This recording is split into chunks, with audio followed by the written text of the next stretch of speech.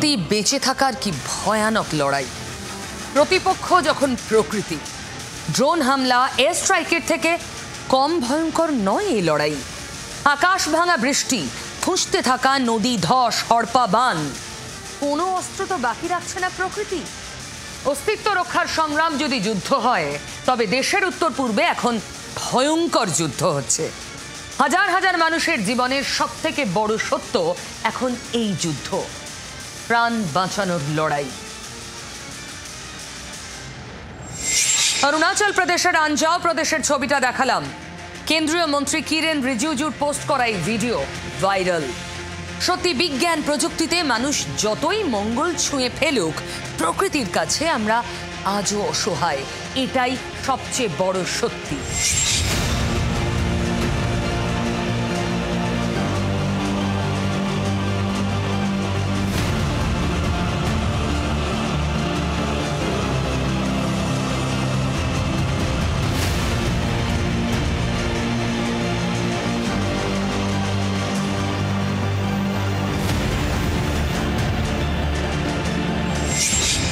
বিজ্ঞানী বলে এই পৃথিবীর নিয়ম সার্ভাইভাল অফ দ্য ফিটেস্ট। আর এই যুদ্ধে অনেকগুলো ওয়ার ফ্রন্ট রয়েছে। রাশিয়া ইউক্রেনের কথা ভাবুন। রাশিয়ার ওপর অপ্রত্যাশিত আঘাতটা করেই ফেলল ইউক্রেন। রিমোট কন্ট্রোলে গুড়িয়ে গেল মস্কোর দর্প। দেখুন কিভাবে ধ্বংস হলো রাশিয়ার ফাইটার জেট, চপার। একেবারে ঘরে ঢুকে মার, তাও ঘরের দোরগোড়ায় নয়, ভিতরে ঢুকে। ট্রোজান হর্সের কাহিনী মনে আছে?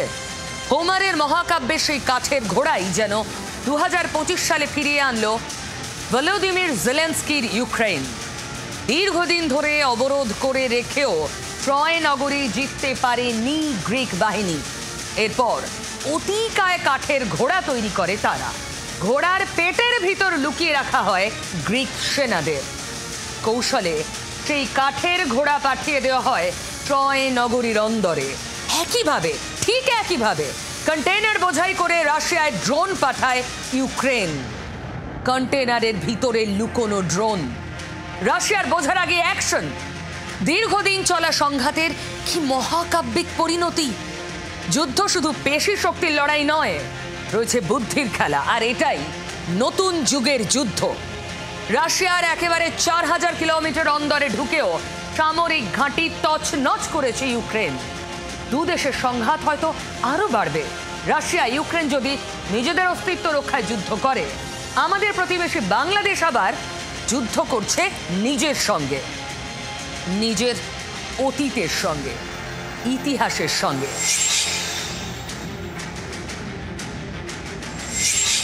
ভালো করে দেখুন বাংলাদেশের নোট, সেখানে নেই বঙ্গবন্ধু শেখ মুজিবুর রহমানের ছবি। রবিবার থেকেই নতুন নোট বিলি করা শুরু হয়েছে বাংলাদেশের ব্যাংকগুলো থেকে। বাংলাদেশের হিন্দু বৌদ্ধ মন্দির, ওয়ার মেমোরিয়ালের ছবি রাখা হয়েছে। অগস্টের পর থেকেই বাংলাদেশে একটা অদ্ভুত প্রবণতা দেখছি। একের পর এক ইতিহাস, বাঙালির ইতিহাস মুছে ফেলার প্রবণতা। দুনিয়া যুদ্ধ করছে অস্তিত্ব রক্ষার জন্য, আর বাংলাদেশ লড়ছে অস্তিত্ব মুছতে। অদ্ভুত যুদ্ধ। ওই যে বলছিলাম, যেদিকে তাকাচ্ছি নানা রকম যুদ্ধ, নানা ওয়ার ফ্রন্ট। রাজনীতির যুদ্ধ। অনুব্রত মণ্ডল, যা দেখছি বীরভূমের কেষ্টর লড়াই রোজ কঠিন হচ্ছে। ঘরে বাইরে একের পর এক লড়াই। পুলিশের সমনের পর এবার তো সিবিআই। হ্যাঁ, আচমকা সিবিআই অ্যাক্টিভ হয়ে গেছে অনুব্রতর জন্য।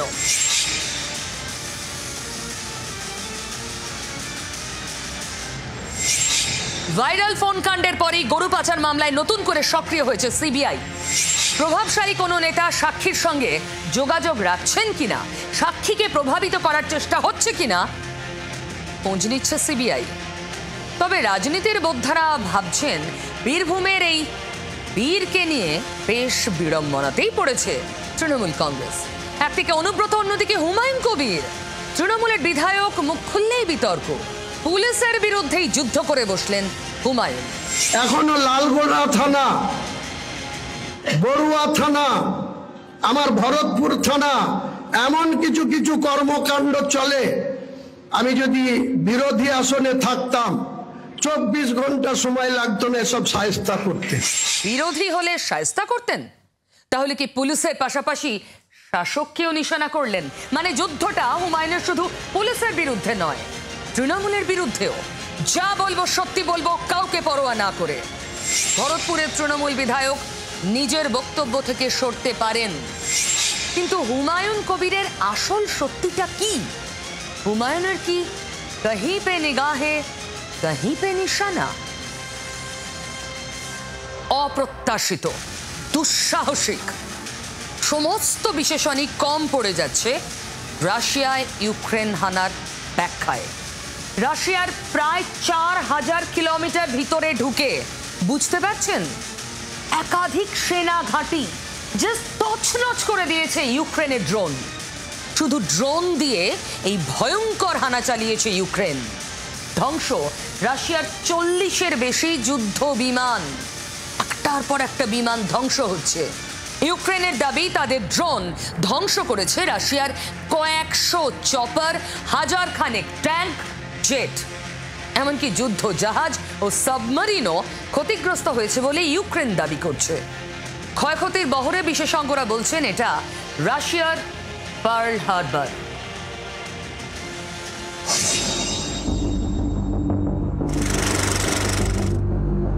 তখন দ্বিতীয় বিশ্বযুদ্ধ।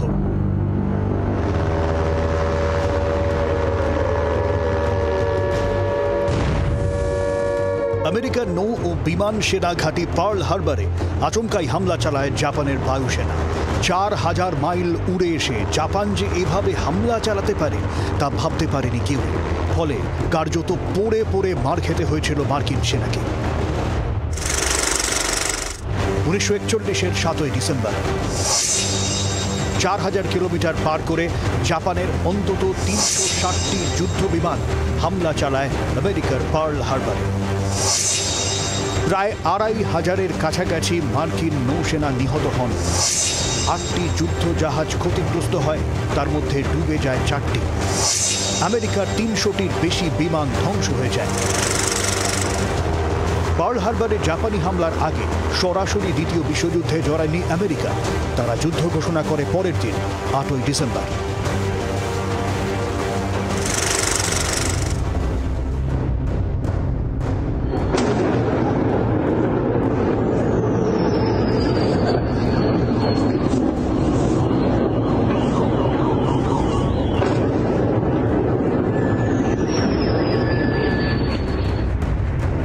রাশিয়া ইউক্রেন হামলার পর আন্তর্জাতিক বিশেষজ্ঞরা বলছেন এ যেন রাশিয়ার পার্ল হারবার।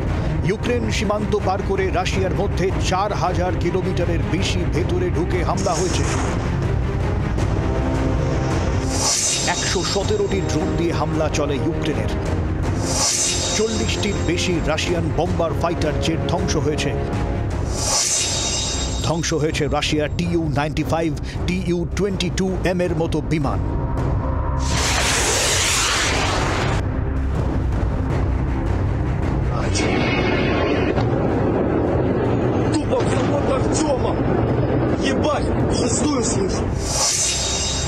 ইউক্রেনের দাবি রাশিয়ার বিমান ছাড়াও একাধিক ট্যাঙ্ক, হেলিকপ্টার, যুদ্ধজাহাজ, সাবমেরিনও ক্ষতিগ্রস্ত হয়েছে। রাশিয়ার সেভারোমরস্ক এলাকায় হামলার ফুটেজ সামনে এসেছে। $7 বিলিয়ন বেশি ক্ষতি হয়েছে রাশিয়ার। ইউক্রেনের দাবি সেভারোমরস্ক এলাকায় রাশিয়ার একাধিক সাবমেরিন ছিল।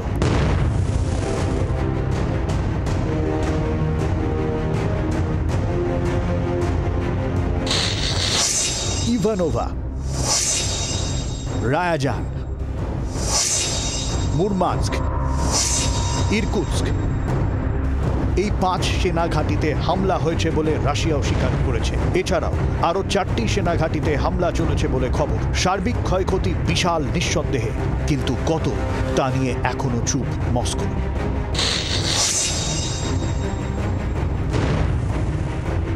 এর আগে রবিবার ইউক্রেনে 472টি ড্রোন দিয়ে হামলা চালিয়েছিল রাশিয়া। অন্তত 7টি মিসাইল হামলাও হয়েছে ইউক্রেনে। ইউক্রেনের অন্তত 18টি জায়গায় হামলা চালিয়েছে রাশিয়া। আমেরিকার পার্ল হারবারে জাপানের হামলা ছিল 1941 সালের 7 ডিসেম্বর। 1945-এর অগস্টে হিরোশিমা আর নাগাসাকি।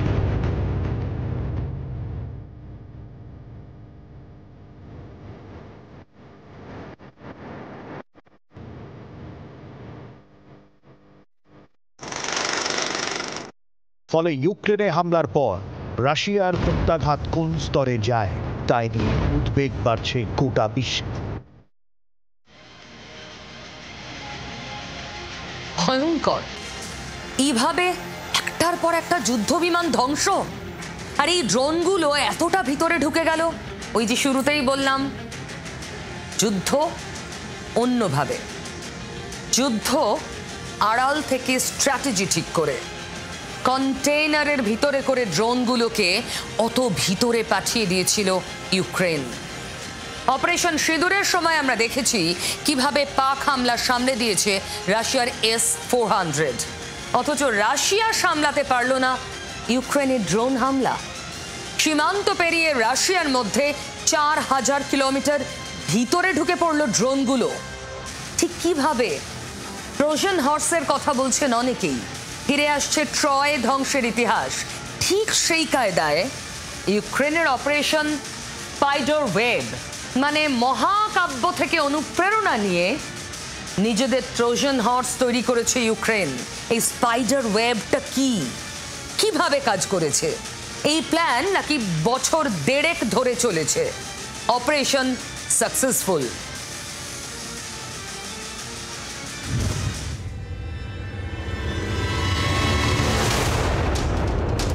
তখন গ্রিস আর ট্রয়ের মধ্যে তুমুল যুদ্ধ। টানা 9 বছর ধরে ট্রয় দখলের মরিয়া চেষ্টা চালিয়ে যাচ্ছে গ্রিকরা। ট্রয়ের প্রাচীর ভেদ করা অসম্ভব হয়ে পড়ছিল। তখনই নয়া পরিকল্পনা গ্রিক বীর অডিসিউসের। ট্রয়ের প্রাচীর ভেদ করতে দুর্দান্ত পরিকল্পনা করল অডিসিউস। বিশাল এক কাঠের ঘোড়া তৈরি করা হয়। সেই ঘোড়ার শরীর ছিল ফাঁপা। অন্তত 20 জন গ্রিক বীর সেই ঘোড়ায় থাকেন লুকিয়ে। অন্যদিকে ট্রয় অবরুদ্ধ করে থাকা গ্রিক বীররা অবস্থান থেকে সরে যায়। ট্রয় ভাবে রণে ভঙ্গ দিয়েছে গ্রিকরা। খুশিতে তখন আত্মহারা তারা। কিন্তু ট্রয়ের বাইরে বিশাল সেই কাঠের ঘোড়া নিয়ে জল্পনা তুঙ্গে ওঠে। সাইনন নামে এক সাধারণ লোক লাগাতার প্ররোচনা দেওয়া শুরু করে। প্রস্তাব দেয় ঘোড়াটাকে ভেতরে আনা হোক। বিশাল কাঠের ঘোড়া ট্রয়ের মধ্যে আনা হয়। ট্রয় প্রাচীরের ভেতরে গিয়ে রাখা হয় সেই ঘোড়াকে। রাত হলে ঘোড়ার পেরেক খুলে আলগা করে দেয় সাইনন। বেরিয়ে আসে রাতে গ্রিক যোদ্ধারা। ট্রয় নগরীর উপকূলে পৌঁছে যায় গ্রিক সেনারাও। তারপরেই লাগাতার আক্রমণ। পর্যুদস্ত হয় ট্রয়। ট্রয় নগরীর ধ্বংসের কারণ সেই কাঠের ঘোড়া, যাকে বলা হয় ট্রোজান হর্স। ঠিক সেই কায়দায় রাশিয়ায় হামলা ইউক্রেনের, যার পোশাকি নাম অপারেশন স্পাইডার ওয়েব। 18 মাস ধরে নিখুঁত পরিকল্পনা চালান ইউক্রেনের সিকিউরিটি সার্ভিসের প্রধান ভাসিল মালিউক। তত্ত্বাবধানে ছিলেন খোদ ইউক্রেন প্রেসিডেন্ট জেলেনস্কি। কন্টেনারে করে ইউক্রেন থেকে রাশিয়ায় পাচার করা হয় একাধিক ড্রোন। একাধিক রাশিয়ান ট্রাক ড্রাইভারের সঙ্গে যোগাযোগ করা হয়। ট্রাকে করে ড্রোন সমেত সেই কন্টেনার চলে যায় রাশিয়ার বিভিন্ন প্রান্তে। সেনা ঘাঁটির কাছাকাছি পৌঁছে যায় ইউক্রেনের ড্রোন বোঝাই ট্রাকগুলো। কন্টেনারের ঢাকা খুলে যায়। বেরিয়ে আসে ইউক্রেনের ঝাঁকে ঝাঁকে ড্রোন। কিছু বুঝে ওঠার আগেই টার্গেটে আছড়ে পড়ে আত্মঘাতী ড্রোনগুলো। ফলে ড্রোন ইন্টারসেপ্ট করে তা ধ্বংস করার সময়ই পাননি রাশিয়ান সেনা। গ্রিকদের ট্রোজান হর্সের মতোই রাশিয়া তার দেশেরই ট্রাকে ভরে ড্রোন পৌঁছে যায়। তারপরেই তছনছ হয় একের পর এক রাশিয়ান সেনা ঘাঁটি।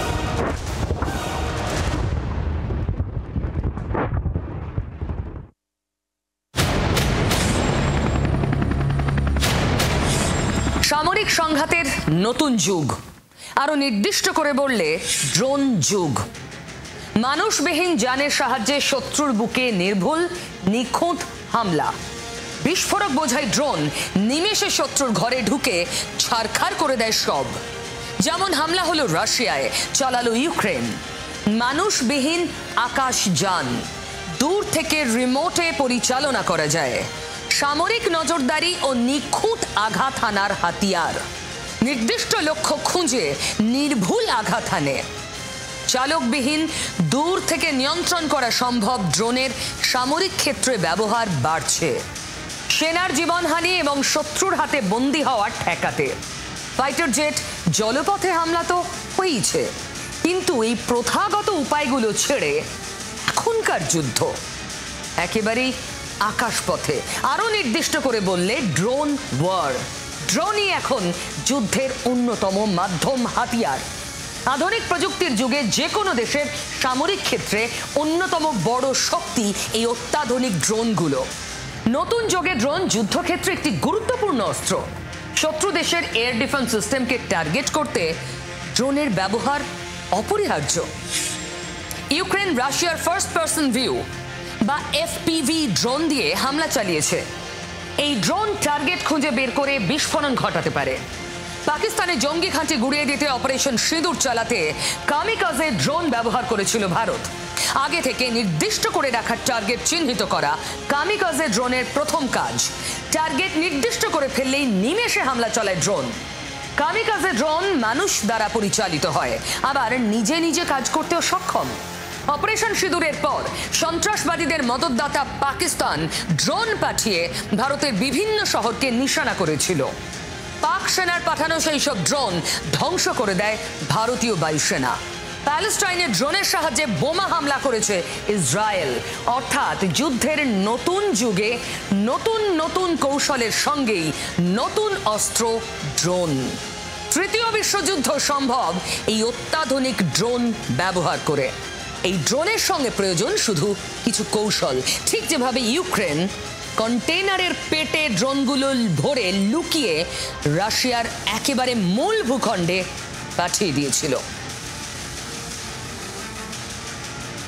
আমাদের প্রতিবেশী দেশে কি হচ্ছে জানেন? দেশটা চালাচ্ছেটাকে মোহাম্মদ ইউনূস, সেনা, জামাত, বিএনপি, ছাত্র, কারা, নাকি ঢাকা মিউনিসিপ্যালিটি?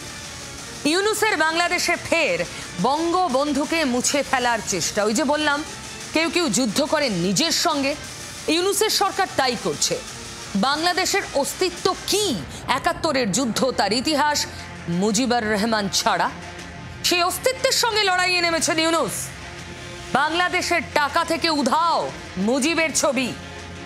নতুন নকশার টাকা বাজারে এনেছে বাংলাদেশের রিজার্ভ ব্যাংক। সেখানে জাতির পিতার পরিবর্তে রয়েছে সে দেশের প্রকৃতি আর স্থাপত্যের ছবি।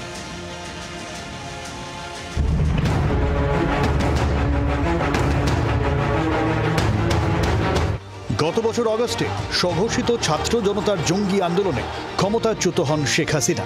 তারপর রাতারাতি উড়ে এসে ঢাকার মসনদে জুড়ে বসেন মোহাম্মদ ইউনূস। অর্থনীতিবিদ ইউনূসকে প্রধান উপদেষ্টা পদে বসিয়ে তৈরি হয় অন্তর্বর্তী সরকার। সেই থেকেই নতুন বাংলাদেশের স্বপ্ন দেখাচ্ছে ইউনূস বাহিনী। তাল মিলিয়ে চলছে বাংলাদেশের ইতিহাস থেকে শেখ মুজিবুর রহমানকে মুছে ফেলার চেষ্টা। এবার সেই পথে আরও এক ধাপ এগোলো সে দেশের অন্তর্বর্তী সরকার।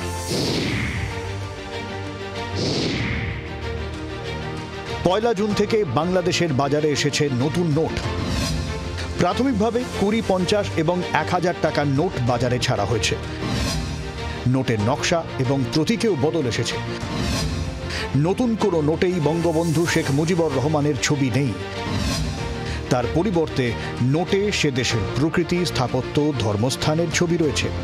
বাংলাদেশের টাকার এই ভুল বদলে আশ্চর্য নন ওয়াকিবহাল মহল। কারণ গত বছর অগস্টে পালা বদলের পর থেকেই সে দেশে শেখ মুজিবুর রহমান এবং তার কন্যা শেখ হাসিনার চিহ্ন মুছে ফেলতে উঠে পড়ে লাগে ইউনূস বাহিনী। রাতারাতি ভেঙে ফেলা হয় মুজিবের অসংখ্য মূর্তি, মুরাল। তাতে অবশ্য ক্ষান্ত হয়নি মৌলবাদীরা। পালা বদলের ঠিক ৬ মাসের মাথায় চলতি বছর ৫ই ফেব্রুয়ারি ভেঙে ফেলা হয় ঢাকার অভিজাত এলাকা ধানমন্ডি ৩২-এ মুজিবের স্মৃতি বিজড়িত বাড়িটি। বুলডোজারের মুখে গুঁড়িয়ে দেওয়া হয় সে দেশের এক টুকরো ইতিহাস। বাংলাদেশ ব্যাংকের তরফে জানানো হয়েছে, নতুন নোটের পাশাপাশি পুরনো সব নোট ও কয়েন চালু থাকবে। কিন্তু কতদিন? ইউনূস বাহিনী যে গতিতে বঙ্গবন্ধু স্মৃতিচিহ্ন মুছে ফেলতে তৎপর, তাতে পুরনো নোটের আয়ু বেশি দিন নেই বলে মনে করছেন অনেকে।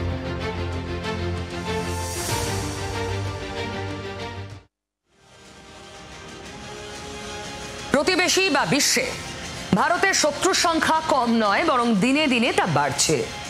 দুই প্রতিবেশী শত্রুকে প্রতিহত করার প্রয়োজনীয়তা তো রয়েছে, সেই সঙ্গে শত্রুদের মদতদাতা দেশও রয়েছে। সন্ত্রাসবাদী পাকিস্তান, হিন্দু নিধনকারী নৈরাজ্যের বাংলাদেশ আমাদের দুই মাথা ব্যথা। তাদের দোসর চীন, জানেন আপনারা। কিন্তু এখন তালিকায় আরো একটা নাম, তুরস্ক, টার্কি। শত্রুর বন্ধু মানে সেও তো শত্রু। যেমন শত্রুর শত্রু মিত্র হয়, সেই অঙ্কেই জঙ্গি চাষ করা পাকিস্তান নির্লজ্জ। কম নির্লজ্জ নয় পাকিস্তানের দোসর তুরস্ক। পাকিস্তান যখন একের পর এক হামলা করে যাচ্ছে নির্লজ্জের মতো, কখনো অপারেশন সিঁদুরের পর সিজফায়ার চলাকালীন ত্রাল, সোপিয়ান, রাজৌরি, কোথায় না ওরা চেষ্টা করেছে জঙ্গি ঢুকিয়ে আমাদের বিরক্ত করার। আমরা শায়েস্তা করেছি, সেটা অন্য বিষয়, কিন্তু পাকিস্তান তো চেষ্টা করে গেছে। এবং ততবার তখনও পাকিস্তানকে নির্লজ্জ সমর্থন দিয়ে গেছে তুরস্ক। পাকিস্তানের জঙ্গি ঘাঁটি গুড়িয়ে দিতে ভারতের অপারেশন সিঁদুরের নিন্দা করেছে তুরস্ক। সন্ত্রাসবাদ বিরোধী অভিযানের নিন্দা। পাকিস্তানের মতোই সন্ত্রাসবাদীদের হয়ে কথা বলছে আরো একটি দেশ। সে দেশের সঙ্গে আর যাই হোক, কোনো সদ্ভাব রাখা যায় না। যারা প্রকাশ্যে জঙ্গিদের সুরে, জঙ্গিদের হয়ে কথা বলে, সেই দেশটাকে বয়কট করাই তো উচিত। তাই তুরস্কের বিমান সংস্থার সঙ্গে লিজ চুক্তি আগেই বাতিল করেছিল ইন্ডিগো। এবার একই পথে হেঁটে সন্ত্রাসবাদীদের সুরে কথা বলা নির্লজ্জ পাকিস্তানের দালাল তুরস্ককে বড় ধাক্কা দিল এয়ার ইন্ডিয়া।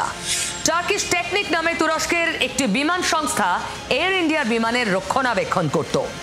এয়ার ইন্ডিয়ার সিইও ক্যাম্পবেল উইলসন জানিয়েছেন, বর্তমান অবস্থায় তুরস্কের সংস্থার সঙ্গে সমস্ত চুক্তি বাতিল করা হলো।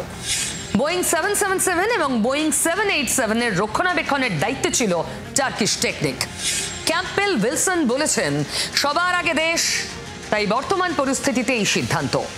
শুধু সন্ত্রাসবাদী পাকিস্তানের পাশে দাঁড়ানোই নয়, ভারতের আর এক মাথা ব্যথা নৈরাজ্যের বাংলাদেশের সঙ্গেও সখ্য গড়ে তুলেছে তুরস্ক। বাংলাদেশের চট্টগ্রাম ও নারায়ণগঞ্জে কি সমরাস্ত্র তৈরির কারখানা বানাচ্ছে তুরস্ক? অবাক হচ্ছেন তো? তুরস্ক বানাবে ফাইটার জেট, তাও বাংলাদেশের মাটিতে। নয়াদিল্লি নয়, এই দাবি করেছে বাংলাদেশের সংবাদ মাধ্যম। বাংলাদেশ বিনিয়োগ উন্নয়ন কর্তৃপক্ষের চেয়ারম্যান চৌধুরী আশিক মাহমুদ বিন হারুন সম্প্রতি 5 দিনের তুরস্ক সফরেও গিয়েছিলেন। তুরস্কের সঙ্গে এই বিষয়ে ঢাকার উচ্চ পর্যায়ের আলোচনা চলছে বলেই দাবি বাংলাদেশের সংবাদ মাধ্যমের। তিনি তুরস্কের সরকারি প্রতিরক্ষা কারখানা পরিদর্শন করেছেন। দাবি করা হয়েছে, তুরস্কের সরকারি প্রতিরক্ষা সংস্থার টেকনিক্যাল টিম খুব তাড়াতাড়ি চট্টগ্রাম আর নারায়ণগঞ্জে কারখানা তৈরির প্রস্তাবিত জায়গা পরিদর্শন করবে। অর্থাৎ ভারতের শত্রু দেশকে তোল্লাই দিচ্ছে তুরস্ক। দীর্ঘদিন ধরে পাকিস্তান আর বাংলাদেশ তুরস্কের বন্ধু। পহেলগাঁও হামলা এবং ওপার বাংলায় বেছে বেছে হিন্দু নিধনের অবস্থায় কৌশলে ইসলামাবাদ আর ঢাকার পাশে দাঁড়াচ্ছে তুরস্ক। তাই তুরস্কের সঙ্গে সংস্রব ছিন্ন করল ভারত। ওই যে প্রশ্ন করলাম না, দেশটা কি ঢাকা মিউনিসিপ্যালিটিও চালাচ্ছে? কেন করলাম জানেন? কদিন আগে বাংলাদেশের সেনাপ্রধান ইউনূসকে ডেডলাইন দিয়েছিলেন, কড়া করে বলেছিলেন ডিসেম্বরের মধ্যে ভোটটা করতে হবে। সামনে ঈদ আসছে, বকরি ঈদ। গোটা দেশে এমন পরিস্থিতি হয় যে পরিষ্কার না করলে মানুষের হাঁটা চলার সমস্যা হয়। আমরা জানি ঈদের পরে ঢাকা মিউনিসিপ্যালিটি তারা বলেছে ঈদের পরে সবটা পরিষ্কার করবে সেনাপ্রধান, আমরা পারবো না। একটা মিউনিসিপ্যালিটি দেশের সেনাপ্রধানকে বলছে এসে আবর্জনা পরিষ্কার করো, মানে এটা কোন গণতন্ত্র? হুমকির পর হুমকি, যে যাকে পারছে হুমকি দিচ্ছে। তবে হুমকিতে এবার বাংলা মোটেই পিছিয়ে নেই। আপনারা জানেন ভাইরাল অডিওয়ে অনুব্রত মণ্ডল কি করেছেন, কি বলেছেন, আর তাকে ঘিরেই এখন কুরুক্ষেত্র, রাজনীতির কুরুক্ষেত্র। কেষ্টর ভূমিকা অবশ্য এই কুরুক্ষেত্রে একেবারে অন্যরকম। আমি অনুব্রত মণ্ডলের অন্যরকম ভূমিকার কথাই বলছি। পুলিশকে ফোনে অশ্রাব্য হুমকি দিতে পারেন যে নেতা, তিনি আবার বারবার ডাক পেয়ে থানা পুলিশের দিকে পাও বাড়ান না। পিঠ বাঁচাতে কেষ্টর রণনীতি যাই হোক না কেন, তার সমস্যা কিন্তু কমছে না। এবার তো দেখছি প্রত্যেক দিন নতুন নতুন ওয়ার ফ্রন্ট খুলে যাচ্ছে বীরভূমের দুর্দণ্ড প্রতাপ নেতার সামনে। পুলিশের পর এবার সিবিআই। পুলিশকে চমকানো কেষ্ট পুলিশে ভয় পাচ্ছেন, থানায় যাচ্ছেন না। আবার সিবিআই নতুন ভয় দেখাচ্ছে। কেষ্টর নতুন যুদ্ধ শুরু হয়ে গেল। কেন? ভাইরাল ফোন কাণ্ডের পরেই গরু পাচার মামলায় ফাইল আবার নাড়াচাড়া হচ্ছে। ফোন যাচ্ছে বিভিন্ন লোকজনের কাছে যারা এই মামলার সাক্ষী। গরু পাচার মামলায় সাক্ষীদের ফোন করে কথা বলছেন সিবিআই আধিকারিকরা। অনুব্রত মণ্ডলের পক্ষ থেকে কাউকে ফোন করে হুমকি বা সেটিং এর চেষ্টা হচ্ছে কিনা জানতে চান গোয়েন্দারা। ঠিক এই সময় যখন অনুব্রত ভয়ে সিটিয়ে আর দলও তাকে কড়া বার্তা দিচ্ছে। টাইমিং খুব গুরুত্বপূর্ণ রাজনীতিতে। সোজা কথায় সেই প্রভাবশালী তত্ত্বেই শান। জামিনে মুক্ত অনুব্রত যে নিজেকে কতটা ক্ষমতাশালী মনে করেন তা তুই এক ফোনেই গোটা দুনিয়ার কাছে পরিষ্কার। পুলিশকে বোমা মারতে বলা অনুব্রত আইন কানুনের ভীষণ তোয়াক্কা করেন এমনটা তার অতি বড় ভক্ত বলবে না। আগের ইতিহাস মনে করে দেখুন, 10 বার তলবে 9 বার সিবিআই এর কাছে হাজিরা এড়িয়েছেন, বুক ফুলিয়ে ঘুরেছেন বীরভূমে। শেষ পর্যন্ত নিচুপট্টির বাড়ির ঠাকুরঘর থেকে তাকে গ্রেফতার করে কেন্দ্রীয় এজেন্সি। আসলে জামিন মানে অভিযোগ থেকে মুক্তি নয়। অনুব্রত মণ্ডল এটা বুঝতে পারছেন না বোধহয়। তিনি ভাবছেন তিনি বেকসুর খালাস। না, তিনি শুধু জামিন পেয়েছেন। তিহাড় থেকে ঘরে ফিরে মনে হয় ভুলে গেছেন কেষ্ট মণ্ডল এই সার সত্যটাই। তাই সত্য মনে করাচ্ছি, আমি যা বলি সত্যি বলি। আর এবার সেই পুরনো খেলা মানে ওই হুমকি ফোনের খেলা শুরু করেছেন অনুব্রত। কিন্তু সিবিআই যদি আবার নড়াচড়া শুরু করে, হুমকি থাকবে তো? আবার আসরে তিনি কেষ্ট যখনই কাঁদেন, কেষ্টর কষ্ট যখনই বাড়ে, তিনি চলে আসেন ত্রাতা হয়ে। মলয় বাবু, মলয় পীঠ, তার একটি হাসপাতাল রয়েছে শান্তিনিকেতনে, শান্তিনিকেতন মেডিকেল কলেজ। সেই হাসপাতালের প্যাডেই কেষ্টমণ্ডলের যে বেড রেস্ট দরকার সেই সার্টিফিকেট লিখে দেওয়া হয়েছে। প্যাডে সই রয়েছে এইচ চৌধুরীর। তারপর খতিয়ে দেখতে গিয়ে দেখা গেল এইচ চৌধুরী আসলে হিটলার। তা হিটলারটি কে? কেনই বা শান্তিনিকেতন মেডিকেল কলেজের প্যাডে হিটলারের সই? আচ্ছা, হিটলার কি মানছেন তিনি সই করেছেন? এতটা গোলমাল কেন? মানে এখানেও নিজের কোট আনকোট প্রভাব বিস্তার করে কেষ্টমণ্ডল জাল মেডিকেল সার্টিফিকেট তৈরি করেছেন শুধু পুলিশের হাজিরা এড়াবেন বলে। দুবার পুলিশি তলবের পরেও দেখা দেননি অনুব্রত মণ্ডল। শারীরিক অসুস্থতার কারণ দেখিয়ে বোলপুরের এসডিপিও অফিসে মেডিকেল রিপোর্ট জমা দিয়েছেন তাঁর আইনজীবী। আর সেই মেডিকেল রিপোর্টকে কেন্দ্র করেই ফের শিরোনামে বোলপুরের শান্তিনিকেতন মেডিকেল কলেজ, শিরোনামে কেষ্ট ঘনিষ্ঠ ব্যবসায়ী মলয় পীঠ। গরু পাচার থেকে শিক্ষক নিয়োগ দুর্নীতি, অতীতে একাধিক মামলায় মলয়কে তলব করেছে কেন্দ্রীয় এজেন্সিগুলি। কেষ্টর সূত্রে আরও একবার আতশ কাচের তলায় মলয়ের ভূমিকা। জানা গিয়েছে মলয়ের বেসরকারি হাসপাতালের প্যাডেই লেখা হয় কেষ্টর মেডিকেল সার্টিফিকেট। সূত্রের খবর, প্যাডে এইচ চৌধুরী নামে এক চিকিৎসকের সই রয়েছে।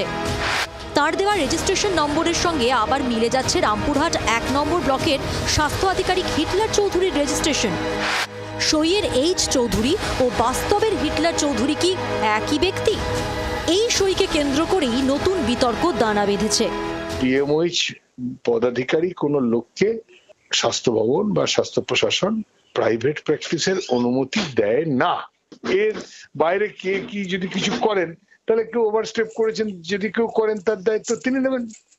সই বিতর্ক নিয়ে সরাসরি মলয় পীঠের সঙ্গে যোগাযোগ করে জি 24 ঘন্টা। এই চৌধুরীর পরিচয়ও জানতে চাওয়া হয়, যদিও মলয়ের দাবি তার হাসপাতালে কর্মরত সব চিকিৎসকের নাম তিনি নিজেই নাকি জানেন না। এ ব্যাপারে আমার কিছু জানার নাই। হসপিটাল তো চালায় ওখানকার ডাক্তারবাবুরা, নিয়োগকর্তা অন্যরা থাকে। আমার এন্টারপ্রেনার প্রেসিডেন্ট তো এসব করে না, ওই সেক্টরের ডাক্তাররা নিয়োগ করে। আমি নিজে তো হসপিটালে নিজেই যাই না, ও তো ডাক্তাররা চালায়। সই বিতর্কে পাল্টা আসরে নেমে পড়েছে গেরুয়া শিবির। কে হিটলার চৌধুরী সে তো আমার জানা নেই। সে হিটলারেরই আত্মা তার মধ্যে ঢুকে গেছে কিনা আমার জানা নেই। কিন্তু এটা বুঝতে পারছি যে অনুব্রত মণ্ডল বা তৃণমূল কংগ্রেসের নেতারা আগে সিবিআই ইডি ডাকলেই তারা অসুস্থ হয়ে পড়তেন, এখন পুলিশ ডাকলেও অসুস্থ হয়ে পড়ছেন। নাকি মুখ্যমন্ত্রী বুদ্ধি দিয়েছেন কলকাতা থেকে যে কীভাবে অসুস্থ হয়ে পড়তে হবে। সোমবার মলয়ের বেসরকারি হাসপাতালের 2 আধিকারিককে ডেকে পাঠান বোলপুরের এসডিপিও। সূত্রের খবর, অনুব্রতর মেডিকেল সার্টিফিকেট নিয়েই জিজ্ঞাসাবাদ করা হয় শান্তিনিকেতন মেডিকেল কলেজের আধিকারিকদের।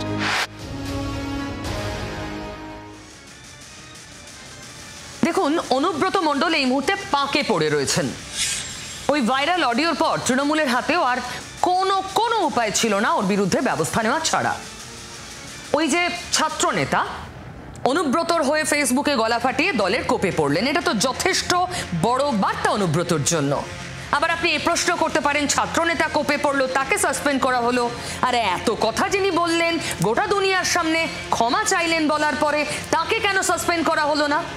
মনে রাখুন, নামটা অনুব্রত মণ্ডল। প্রথমত, তিনি দলের সুপ্রিমোর প্রিয় স্নেহধন্য ছিলেন একটা সময়। দ্বিতীয়ত, তিনি বীরভূমের কোট আনকোট বাঘ। বাঘের বিরুদ্ধে কি আর এত সহজে বড় বড় কোনো উপায়, কোনো স্টেপ নেওয়া সম্ভব? তবু দল করা এই বার্তাটা স্পষ্ট হয়েছে। কিন্তু প্রশ্ন হলো, এই মুহূর্তে সিবিআই এর তৎপরতা কেন? কৃষ্ণমণ্ডল তিহার থেকে বেরিয়েছেন তো বেশ কয়েক মাস। তাহলে তখন এই ফোনাফুনি, এই ছানবিন, সিবিআই যা করছে এখন, কৃষ্ণমণ্ডল কাউকে চমকাচ্ছেন না তো, ধমকাচ্ছেন না তো, কাউকে টাকা দিচ্ছেন না তো, সেটিং করছেন না তো? এই তথ্যগুলো এখনই কেন জানতে চায় সিবিআই? কারণ কৃষ্ণমণ্ডল পাকে, দলও এই মুহূর্তে তার পাশে খুলেআম দাঁড়াতে পারবে না। এটাই সুবর্ণ সুযোগ।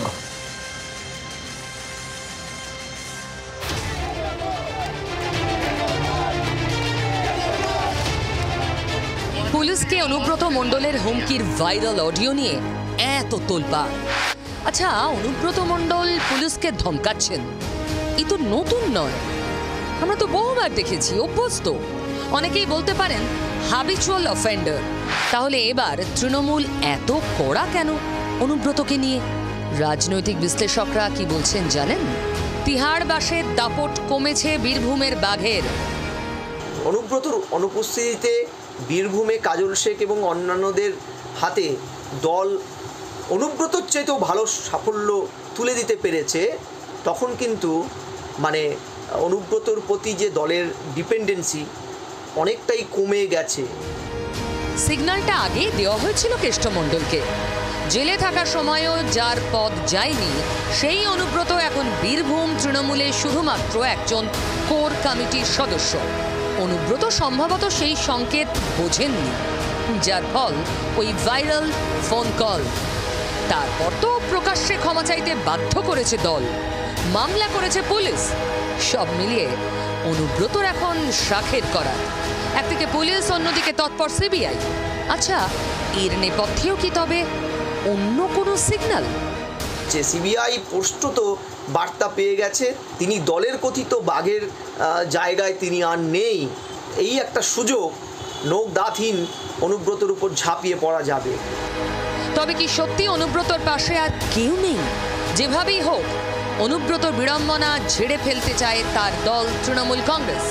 ভোটের রাজনীতিতে সংখ্যা কথা বলে, আর অনুব্রতর অনুপস্থিতিতে সেই অঙ্কে বিকল্প তৈরি হয়েছে বলেই কি অন্য সমীকরণে ঝুঁকছে বীরভূমের রাজনীতি?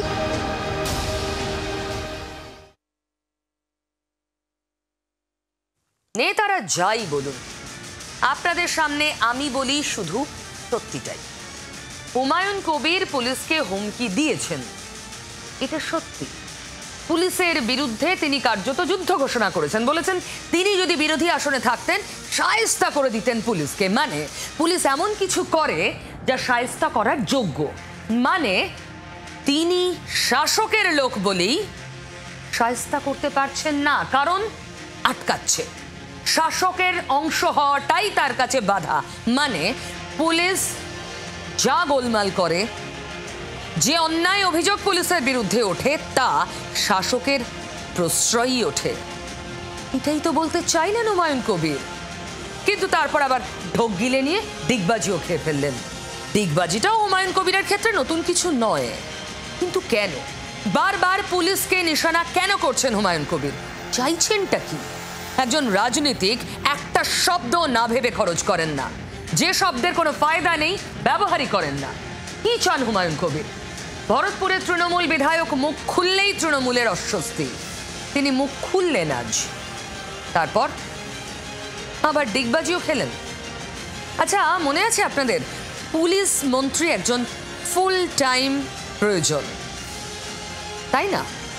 বলেছিলেন না, মনে পড়ে?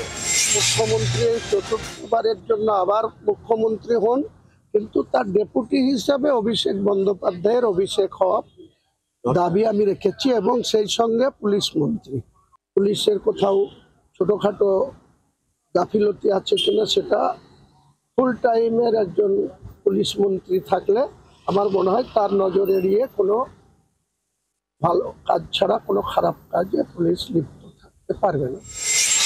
আবার তেমনই কোনো বাসনা থেকে পুলিশকে নিশানায় রাখলেন না তো হুমায়ুন কবির। সম্প্রতি দলের রদবদল হয়েছে এবং সেখানে অনেকেই মনে করেন তৃণমূল কংগ্রেসের নাম্বার 2 সর্বভারতীয় সাধারণ সম্পাদকের আধিপত্য প্রতিষ্ঠিত হয়েছে সংগঠনে। কোথাও তাতে বাড়তি উৎসাহিত হয়ে পড়েননি তো আবার হুমায়ুন কবির? বিতর্ক কোনো কিছুই থামে না, আর রাজনীতি হচ্ছে সম্ভাবনার ল্যাবরেটরি। নতুন কোনো ইস্যু তার মাথায় ঘুরছে কিনা তাও জানি না। হুমায়ুন চাইছেনটা কি? একের পর এক প্রশ্ন যদি বিশ্লেষণ করি, উত্তর কি হতে পারে? দেখুন, সম্ভাবনা 1, 2026-এর বিধানসভা নির্বাচনে তিনি টিকিট পাবেন না পাবেন না, ঘোর সংশয় তৈরি হয়েছে। বুঝতে পেরেই তৃণমূলকে বিড়ম্বনায় ফেলছেন। আবার দল পরিবর্তন করতে চান, দল পরিবর্তন করতে পারেন সেই জমি কি তৈরি করছেন প্রকাশ্যে পুলিশ প্রশাসনের বিরোধিতা করে? তৃণমূলকে চাপে রেখে টিকিট পাওয়ার মরিয়া চেষ্টা করছেন। কথায় বলে রাজনীতি সম্ভাবনার শিল্প, আর সেই শিল্পেরই অলিগলিতে এখন ঘুরছেন তৃণমূলের নেতা। দেখুন, রাজনীতির কারবারিরা যে যুদ্ধই করুন, মাথার পিছনে একটাই যুদ্ধ ঘোরে, ভোট যুদ্ধ। আর গোটা একটা বছরও নেই আর একটা ভোট যুদ্ধের জন্য তৈরি হতে হবে। তো দেখতেই পাচ্ছেন রাজ্যের প্রধান বিরোধী দল, তাদের তাবড় নেতারা, একদিকে নরেন্দ্র মোদী, অন্যদিকে অমিত শাহ, এসে কিভাবে চার্জ আপ করে দিয়ে যাচ্ছেন রাজ্যের নেতাদের, কর্মীদের। একদম সুর লয় তাল বেঁধে দিয়ে যাচ্ছেন, যা ধরে এগোতে হবে এ রাজ্যের নেতাদের। যেটুকু ফাঁকফোকর সংগঠনে রয়েছে তা দ্রুত মেরামত করতে হবে। নরেন্দ্র মোদীর সফরেই পদ্ম শিবিরে ভোট প্রস্তুতির দামামা বেজে গেছে। রোডম্যাপ বানিয়ে দিয়েছেন অমিত শাহ নেতা কর্মীদের। ঠিক যেখানে শেষ করেছিলেন নরেন্দ্র মোদী, সেখান থেকে শুরু করেছিলেন অমিত শাহ। এবার রাজ্যের নেতাদের পালা। যা যা টাস্ক দিয়ে গেছেন কেন্দ্রের নেতারা, সেগুলোকে তো অক্ষরে অক্ষরে পালন করতে হবে। মানে হোমওয়ার্কটা তো ভালো করে করতে হবে 2026-এর আগে। আর আমরা সবাই জানি হোমওয়ার্ক যত ভালো, মানে প্র্যাকটিস যত ভালো, পরীক্ষা তত ভালো। ভোট যুদ্ধ এসে গেল। নেতাজি ইন্ডোরের সভায় রবিবার বুথ সংগঠনের জোর বাড়ানোর বার্তা দিয়েছেন শাহ। सभी कार्यकर्ताओं, आज से 26 के चुनाव के काउंटिंग तक दिन रात अहर्निश हम काम में लगेंगे। क्या हम एकजुट होकर ममता की सरकार को उखाड़ फेंकेंगे? অমিত শাহ বুথ সংগঠন মজবুত করার কথা বলছেন। আচ্ছা, বিজেপির বুথ স্তরের সংগঠনের হাল কি? তা কি আমার আপনার কাছে খুব অজানা? না তো। এই দেখুন না, এই কটা মাস আগেও 1 কোটি সদস্য সংগ্রহের টার্গেট এই অমিত শাহ দিয়েছিলেন, ধারে কাছে কেউ পৌঁছতে পারেননি। নেতারা যার পর নাই হতাশ ছিলেন কেন্দ্রে। তাহলে সেই সংগঠন যা ক্রমশ তলানি থেকে তলানির দিকে আরও এগিয়ে গেছে, সেই সংগঠন নিয়ে কিভাবে 26-এর ভোটে ঝাঁপাবে বিজেপি? আরে তাই তো এই ঝাঁঝ বাড়িয়ে উচ্চ লয় থেকে শুরু করা ভোট যুদ্ধ। কি করতে হবে ডেডলাইন বেঁধে দিয়ে গেছেন কেন্দ্রের দায়িত্বপ্রাপ্ত নেতা সুনীল বানসালও। বিজেপি সূত্রে কি খবর জানেন? জুনের মধ্যে বুথ কমিটির কাজ শেষ করতে হবে। জুন মানে একটা মাসের মধ্যে। 3 থেকে 7 জুন সব বুথের মিটিং, 7 থেকে 10 জুন মণ্ডল, শক্তি প্রমুখ কেন্দ্রে বৈঠক করার নির্দেশ।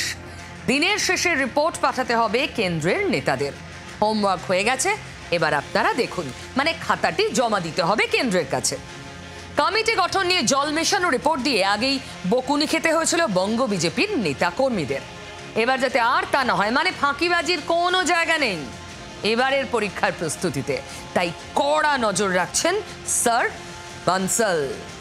রবিবারের সভাতেও তার বক্তব্যে সেই ইঙ্গিতই ছিল, ওপর থেকে টার্গেট বেঁধে দেওয়া হবে না। একেবারে তৃণমূল স্তরে মানুষের কাছে না পৌঁছলে কোনো পরিকল্পনা সফল হবে না। 21 আর 24 নির্বাচনে তা বিলক্ষণ বুঝেছে বিজেপি। তাই বঙ্গ বিজেপির নেতাদের ওপর আর ভরসা না করে এবার একদম ক্লাস খুলে, বলতে পারেন টোল খুলে নেতাদের, এ রাজ্যের নেতাদের পাঠ পড়াচ্ছেন কেন্দ্রের নেতারা। কি পাঠ? নিচু তলা পর্যন্ত সব প্রচারে নিয়ে যেতে হবে। জুন মাসে গুচ্ছ গুচ্ছ কর্মসূচি নিয়েছে বিজেপি। 9 থেকে 21 জুন কেন্দ্রের মোদী সরকারের 11 বছর পূর্তির কর্মসূচি। বিকশিত ভারতের সংকল্প সভা হবে মণ্ডল স্তরে। যোগ দিবস পালন করবে বিজেপি। 23 জুন শ্যামাপ্রসাদ মুখোপাধ্যায়ের বলিদান দিবস পালন হবে। 25 জুন এমার্জেন্সি ঘোষণার 50 বছরে বিশেষ কর্মসূচি। জরুরি অবস্থায় গণতন্ত্র হরণের অভিযোগে প্রচার চালাবে পদ্ম শিবির। দলের নেতা কর্মীদের মানুষের সঙ্গে আরো বেশি করে মেশার পরামর্শ দিয়েছে কেন্দ্রীয় নেতারা।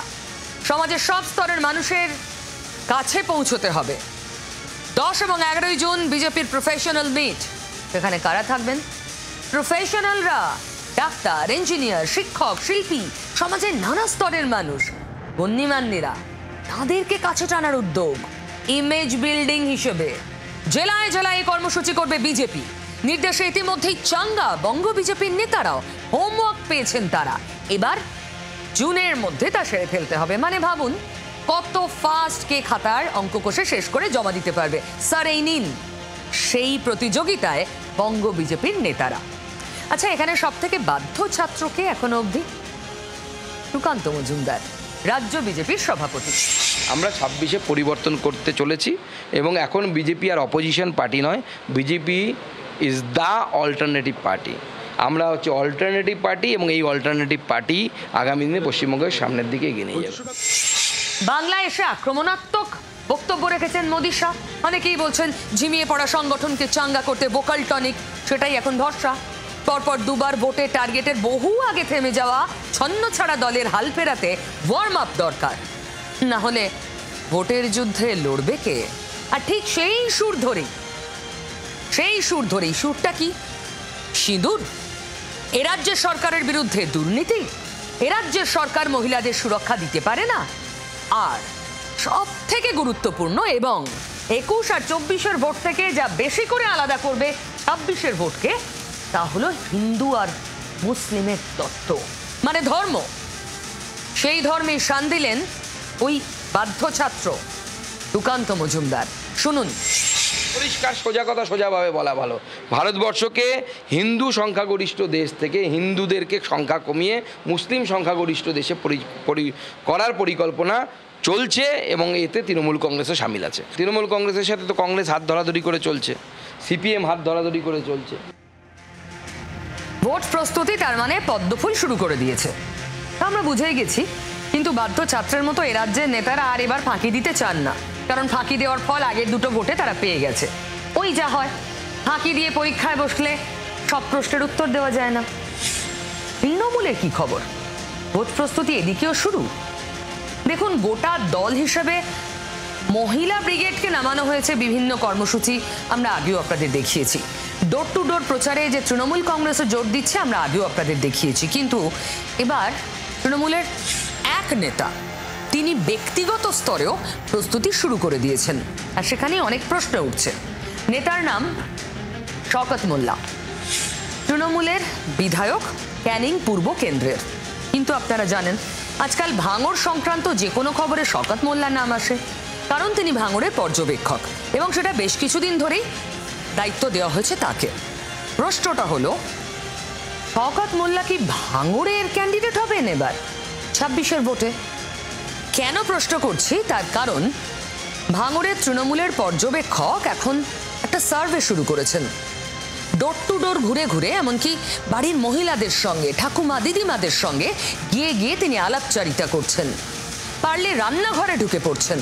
এত একদম ব্যক্তিগত স্তরে তিনি বলছেন মমতা বন্দ্যোপাধ্যায়ের সরকারের নানা জনকল্যাণ প্রকল্পের উল্লেখ এবং প্রচার তিনি করছেন। আমরা জানতে চেয়েছিলাম এটা কি তার দলীয় কর্মসূচি নাকি তিনি আলাদাভাবে করছেন। উত্তর এসেছে আলাদা। তার মানে শওকত মোল্লা নিজের মতো করে ভাঙড়ে ডোর টু ডোর ঘুরছেন, সার্ভে করছেন। কেন? জল মাপতে। তিনি কি ভোটে দাঁড়াচ্ছেন এবং তার একটা প্রেক্ষিত তৈরি করছেন ভাঙড়ে? যদি শওকত মোল্লা ভাঙড়ে দাঁড়ান তাহলে আইএসএফ এর সঙ্গে কি লড়াইটা খুব কঠিন হয়ে যাবে আইএসএফ এর জন্য? ক্যানিং পূর্ব বিধানসভায়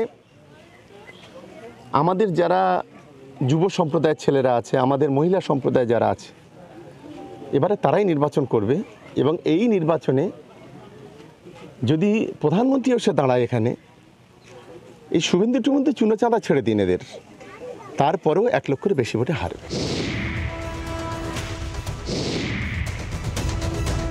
দলের পর্যবেক্ষকের দায়িত্ব পাওয়ার পর থেকে নিজের বিধানসভা ক্যানিং পূর্বের থেকেও ভাঙড় বিধানসভায় বেশি সময় দেন শওকত মোল্লা, এমনই দাবি তৃণমূলেরই একাংশের। নিজের বিধানসভা কেন্দ্রে দলের জয় নিয়ে চূড়ান্ত আত্মবিশ্বাসী তৃণমূল বিধায়ক শওকত, ফলে জল্পনা তৈরি হয়েছে তবে কি এবার ভাঙড়ে দলের পর্যবেক্ষক থেকে 26-এ সেখানে তৃণমূলের প্রার্থী শওকত মোল্লা? এই প্রশ্নে ইঙ্গিতপূর্ণ মন্তব্য করেছেন ক্যানিং পূর্বের তৃণমূল বিধায়ক। ভাঙড় কেন? যদি বলে জাহান্নামেকে দাঁড়াতে হবে, যদি বলে পাহাড়েকে দাঁড়াতে হবে, যদি বলে জঙ্গলেকে দাঁড়াতে হবে, সেখানেই দাঁড়াবো। আর তাতেই আরও জোরালো হয়েছে ভাঙড়ে তৃণমূলের প্রার্থী পদ নিয়ে জল্পনা।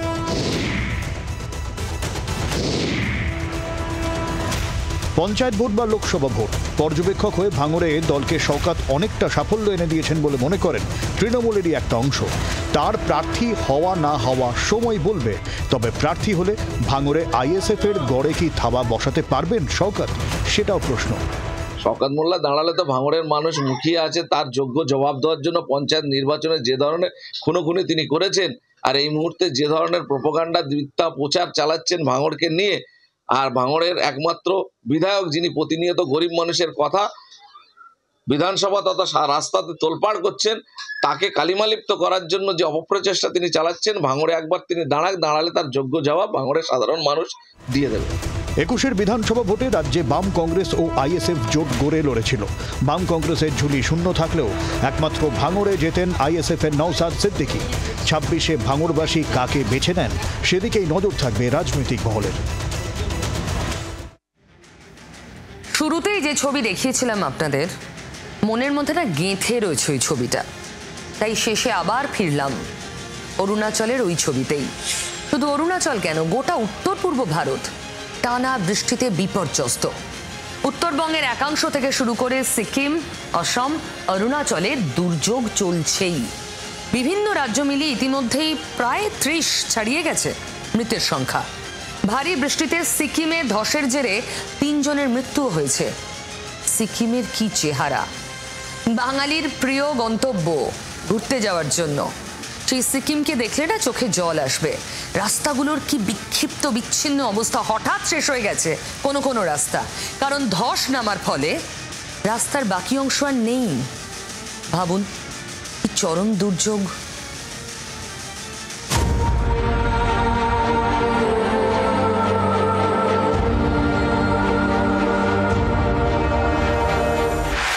দুর্যোগের কবলে উত্তর পূর্ব ভারত, বাংলার উত্তরবঙ্গ, অসম, ত্রিপুরা, মেঘালয়, মণিপুর, অরুণাচল প্রদেশ, মিজোরাম, এইসব রাজ্যে দুর্যোগের জেরে তৈরি হয়েছে জটিল পরিস্থিতি। চলছে উদ্ধার কাজ।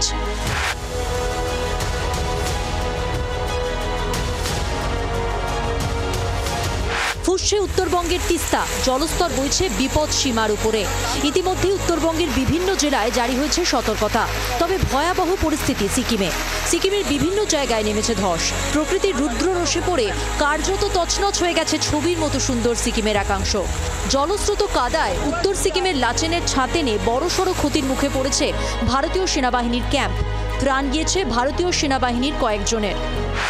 গ্যাংটক, নামচি, সোরেং সহ উত্তর সিকিমের একাধিক জায়গা থেকে নিরাপদ জায়গায় সরানো হচ্ছে পর্যটকদের। উদ্ধার কাজে স্থানীয় প্রশাসনের পাশাপাশি হাত লাগিয়েছে ভারতীয় সেনাবাহিনীও। দুর্যোগ ও লাগাতার ধসের কারণে আপাতত বন্ধ রাখা হয়েছে 10 নম্বর জাতীয় সড়ক। আপাতত সিকিম প্রশাসনের তরফে পর্যটকদের হোটেলে থাকারই পরামর্শ দেওয়া হয়েছে।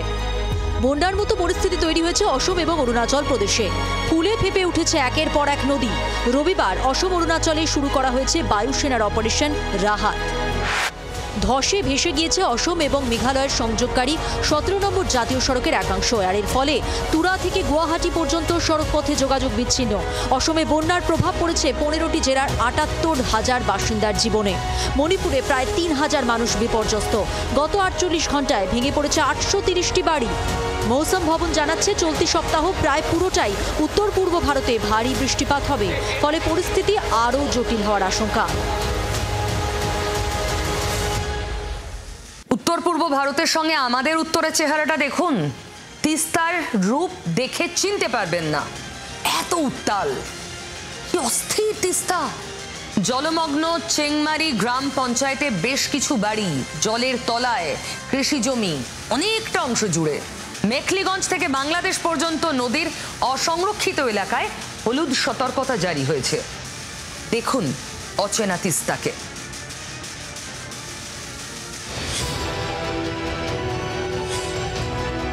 লাগাতার বৃষ্টিতে বিপর্যস্ত উত্তরবঙ্গ, ফুসছে তিস্তা জলঢাকা। অবিরাম বৃষ্টির জেরে কার্যত বন্যা পরিস্থিতি তৈরি হয়েছে জলপাইগুড়ির চেংমারির দোলাইগাঁও ও সাহেববাড়ি গ্রামে। জলের তলায় পদঘাট। সিকিমে ভারী বর্ষণে প্রায় 50 থেকে 60টি বাড়ি জলমগ্ন। বাধ্য হয়ে নদী বাঁধের উপর আশ্রয় নিয়েছে বেশ কয়েকটি পরিবার। কাজকর্ম সবাই যেতে লাগে। এখন বাড়িঘর এইভাবে পরিস্থিতিতে বন্যার জন্য এখন না আগাইতে পারতেছে না পিছনে যাইতে পারতেছে। রাত হলেই বাড়ছে আতঙ্ক। লাগাতার বৃষ্টিতে ধসের আশঙ্কায় ঘুম উড়েছে। প্রশাসনের তরফে পানীয় জল ও শুকনো খাবার বিতরণের কাজ শুরু হয়েছে। খাবার বলতে তো ওই যে মুড়ি, চিড়া, বিস্কিট এগুলো দিচ্ছে। আচ্ছা, কতজন পরিবার আপনারা এখানে রয়েছেন? আমরা এখানে কত মানে 80 ঘরের মতো আছে। 80 ঘরের মতো। দফায় দফায় জল ছাড়া হয়েছে তিস্তা ব্যারেজ থেকে। এই আবহে জারি হয়েছে হলুদ সতর্কতা। তিস্তার মেখলিগঞ্জ থেকে বাংলাদেশ পর্যন্ত নদীর অসংরক্ষিত এলাকায় হলুদ সতর্কতা জারি। জলঢাকা নদীর উপরও হলুদ সতর্কতা জারি হয়েছে। তবে তিস্তার দমখনিতে কোনো সতর্কতা নেই। একটানা বৃষ্টিতে জলপাইগুড়ির ক্রান্তি ব্লকের বাদাম ও ভুট্টা চাষের জমিও জলের তলায়। মাথায় হাত পড়েছে চাষিদের। ক্রিকেট মাঠের রাজনীতি দেখাচ্ছি, ফুটবলের তো দেখাবো না। যার কথা বলবো তিনি ঘরের ছেলে, মোহনবাগানের ঘরের ছেলে। সবুজ মরুনের প্রতিনিধি হিসেবে সুব্রত ভট্টাচার্যের অবাধ বিচরণ পেলে থেকে মারাদোনা বা জ্যোতি বসু থেকে মমতা ব্যানার্জি পর্যন্ত। মোহনবাগানের সেই যশস্বী সদস্য এবার ক্ষুব্ধ কেন? তার ভোটাধিকার চলে গেছে, এটাই তো তিনি বলছেন। জানিয়ে বাগানের শাসক গোষ্ঠীকে তোপ দেখেছেন ময়দানের বাবলু। ব্যাপারটা কিরকম হয়েছে দেখুন।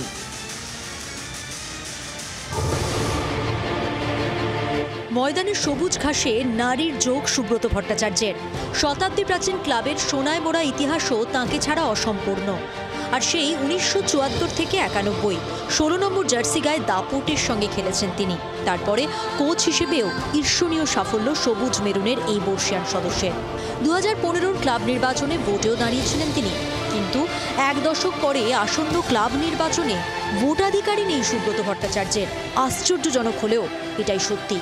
জানা যাচ্ছে পদ্ধতি মেনে সময় মতো সদস্যপদ নবীকরণ করেননি তিনি, তাই নির্বাচনের নিয়মের গেরোয় আটকাচ্ছে সুব্রতর ভোটদান। বিষয়টি নিয়ে বর্তমান ক্লাব সচিবের ওপর ক্ষোভ উগরে দিচ্ছেন মোহনবাগান রত্ন। চ্যালেঞ্জ ছুড়ে দিয়েছেন ক্লাব সচিবকে। মোহনবাগান ক্লাবটা খেলোয়াড়দের দ্বারা পরিচিত। ওই দেবাশিস দত্তর ওই খিদিরপুরে ব্যবসা নিয়ে পরিচিত নয়। আমি 1753টা ম্যাচ খেলেছি, আমার দেখা কে খেলেছে? আমি মোহনবাগান ক্লাবে খেলেছি 17 বছর, আমার দেখা কে খেলেছে? কে খেলেছে দেখা? কেউ খেলেনি। আমি ট্রফি দিয়েছি 58টা, কে দিয়েছে? কেউ দেয়নি। কিন্তু দেখি কী করে আটকায়। ও যখন বলেছো দেখি কী করে আটকায়, আমি দেখব। দিবসে যত লোক আছে নিয়ে দাঁড়াক, আমি দেখছি, আমি যাব ভোট। কেন তার সঙ্গে একবারও কথা বলেনি ক্লাব তা নিয়ে ক্ষোভ রয়েছে সুব্রতর। একই সঙ্গে শাসক গোষ্ঠীর প্রাক্তন ফুটবলারদেরও আক্রমণ শানিয়েছেন সুব্রত। ওকালতি করছে টাকার জন্য, টাকা রোজ তুলবে ওদের থেকে। এইসব আমাদের কিছু খেলোয়াড় আছে যারা অসৎ উপায়ে এরা নিজেদের জীবন চালায়। ওটা আমার দেখার দরকার নেই। আমি যাব, আমি সিম্পল যেরকম যাবো, দেখি না কে আটকায়। সুব্রতর কড়া ট্যাকল রীতিমতো নাড়িয়ে দিয়েছে মোহনবাগান নির্বাচনকে। বিষয়টি নিয়ে ক্লাবের বর্তমান সচিব দেবাশিস দত্ত মন্তব্য করতে না চাইলেও বিরোধী গোষ্ঠীর কর্তা সৃঞ্জয় বসু সহমর্মী সুব্রতর ব্যাপারে। যারা এতদিন ধরে ক্লাবকে ঘাম ঝরিয়ে আজকে ক্লাবকে সম্মান এনে দিয়েছে, একটা বেসিক ক্রাইটেরিয়া করা, মানে বাবলুদা তো ডেফিনেটলি এদের কার্ড রিনিউ করার দরকার নেই। এবং যারা মানে ধরুন আমরা একটা ক্রাইটেরিয়া করলাম, কেউ এত বছর খেলার যদি খেলে থাকে মোহনবাগানে, সেটা যে কোনো খেলাই বলুন, তাকে আমরা মোহনবাগানের মেম্বারশিপ করে দিলাম। সো একটা সম্মানের মতন একটা মেম্বারশিপ, এটা আমরা আলোচনা করব এবং এটা আমার মনে হয় করা দরকার। যিনি 2015-তে সচিব পদে ভোটের প্রতিদ্বন্দ্বিতা করেছিলেন, তিনি এবারের ভোটে একদমই ব্রাত্য, তার ভোটাধিকার নেই, যা নিয়ে ক্ষোভে ফুঁসছেন ময়দানের ম্যাটিনি আইডল বাবলুদা। ঠিক এভাবেই রোজ রাত 8:55 কোনো দিকে না হেলে সত্যিটা বলে যাব। কাউকে তুলে ধরার দায় আমার নেই, কাউকে ঢাকার দায় আমার নেই, কারোর বিরুদ্ধে গলা ফাটানোর দায় আমার নেই। তাই যা বলবো সত্যি বলবো। বাংলার আওয়াজ, বাঙালির আবেগ, জি 24 ঘন্টা।